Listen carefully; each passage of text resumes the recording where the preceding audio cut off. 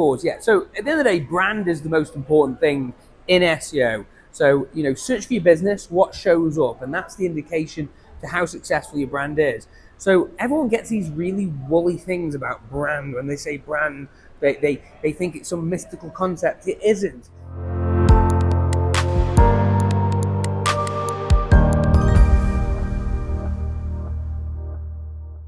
I'm with the only one, Andrew Holland. Please introduce yourself to my audience. Hello there, I'm Andrew Holland. I'm the Director of SEO at JBH, and we're a digital PR and SEO agency in the UK. Okay, first time I would like to say it's a great session you're talking about, and I'm very enthusiastic about the future of SEO. You're talking about a brand is the only weapon, or maybe something with AI things. So Yeah. Can you describe about what's your topic about? Of course, yeah. So at the end of the day, brand is the most important thing in SEO. So, search for your business, what shows up, and that's the indication to how successful your brand is.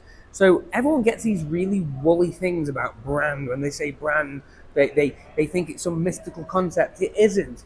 Brand works quite simply on two fronts. It's mental availability and physical availability. And mental availability is the likelihood of being thought of in a buying situation. So that's what your publicity does. That's what your advertising does. So what it is brand mental availability is basically SEO for the human brain.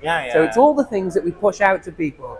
And what we're doing there is we're getting people to think about you or increase the likelihood when they come into the market to buy that they will think about you. Physical availability or also digital availability is the actual ease and convenience of buying the product. So if you think about it from this point of view is when we are building our brand, we make our products easy for people to find and easy to mind.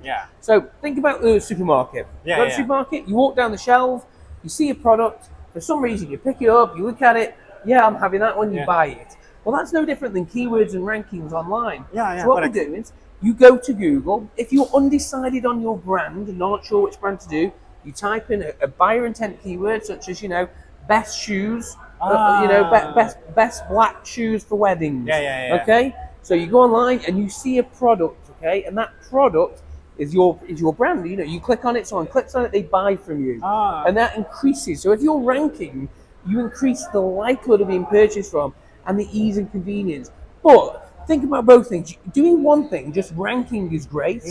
But that really, you want people to see you and think about you before that. So when they think about wedding shoes, they think about your brand. They come to you first and foremost. Or when they go online and they see your website, I remember that brand. I think that. Or when they click on your website, they remember who you are. So brand is building that mental recognition. But our job as SEOs is almost like the product, putting the product on the digital shelves. So at the end of the day, your brand will talking much to make people decide to buy or not buy your product. Yeah, you increase that by through publicity, through advertising. But you've got to remember that product placement, the 4 P's of marketing, price, promotion. You got it. Well, placement is still a massive marketing channel. We discover a lot of brands on the shelf for the first time. It's just like an eye level. Exactly. Now in supermarkets, I don't know if you know this, but they have something called the slotting fee. So supermarkets, for your goods to be on the shelf in a supermarket, you have to pay the supermarket to be there. Not many people know that, and that's called a slotting fee. Now SEO, organic SEO, is no different than that slotting fee.